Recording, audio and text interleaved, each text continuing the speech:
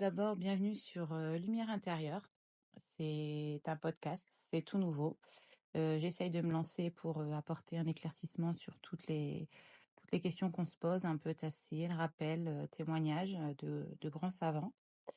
Donc voilà, au quotidien, je vais apporter des réponses aux questions qu'on se pose de diverses thèmes.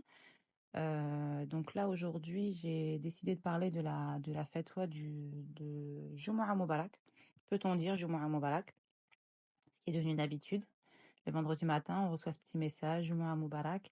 Un mot simple, gentil, parfois même touchant, mais voilà, ça reste touchant, c'est vrai, mais on l'a tous reçu en plus. Donc du coup, on sait de quoi on parle.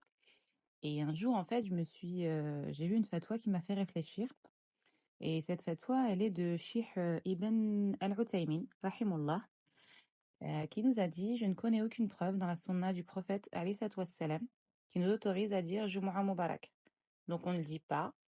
Et si quelqu'un nous le dit, on n'a pas à y répondre. Donc voilà, c'est un peu cru, c'est un peu se dire bon ben voilà, on nous dit Jumu'ah Mubarak, pourquoi on ne doit pas y répondre? Mais en fait, c'est simple, c'est que moi aussi, je me suis même posé la même question. Souhaiter du bien à quelqu'un un vendredi, est-ce que c'est mal vu? Ça me semblait un peu bizarre. Et en réalité, non, en fait, c'est le fait de faire, ce n'est pas le fait, en fait, de faire une invocation qui pose problème. C'est que les savants, en fait, ils nous rappellent ici une chose très importante, c'est que dans la religion, si une formule, elle devient répétée, associée à un jour précis, donc, et qu'elle n'a pas été transmise, en fait, par notre prophète, alayhi salatu wassalam, et ben, on doit faire attention parce que à partir de ce moment-là, c'est là que ça devient une innovation et que ça devient une bid'a. Donc c'est voilà, c'est très très sensible comme sujet, donc faut faire très très attention si ce n'est pas une pratique qui nous a été enseignée par notre prophète alayhi salam.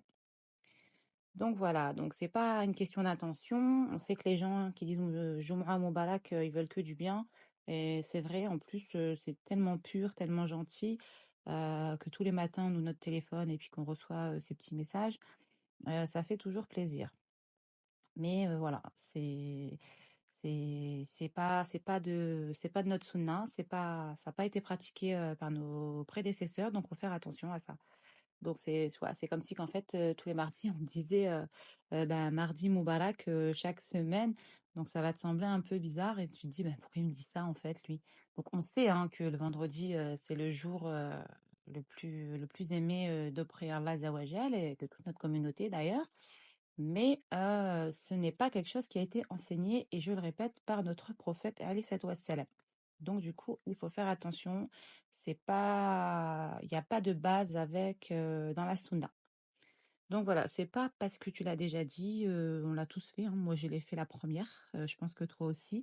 On a toujours répondu à ces petits messages. On en a même envoyé des fois. Mais voilà, à partir du moment où tu sais que tu ne dois pas le faire, ben tu ne fais pas. Parce que Allah aime ceux qui suivent le prophète, alayhi salatu wassalam, avec sincérité et qui pratiquent en fait ce qu'il a pratiqué. Donc ben, du coup, tu peux quand même dire qu'Allah te donne un vendredi de paix, dua maqboula, que tes doigts soient acceptés, une journée de vendredi pleine de lumière, pleine de bénédictions. Voilà quoi, ça tu peux le dire, mais voilà, il faut que ce soit sincère surtout. Faut pas là je fais des petites invocations à tout va comme ça, juste pour dire que on a dit Jumu'ah Mubarak. C'est ça en fait qui devient à la fin une innovation parce que ça devient, c'est comme si c'était une habitude d'envoyer ce petit message, de dire ah ben il faut que je dise Jumu'ah Mubarak parce que sinon voilà.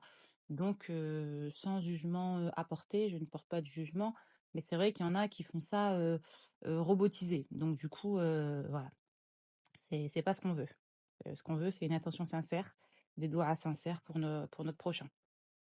Donc voilà, je vais vous dire en fait que l'islam est déjà complet, on n'a pas besoin de rajouter des formules inventées, même si elles nous semblent jolies, si elles nous semblent pures et chou parfois. La vraie beauté en fait, c'est de faire les choses comme le prophète alayhi salatu wassalam nous l'a enseigné, ne rien retirer et ne rien rajouter à ce que nos prédécesseurs ont déjà accompli. Donc j'espère que ce podcast vous a plu et je vous dis au prochain épisode, Inch'Allah. Assalamu alaikum.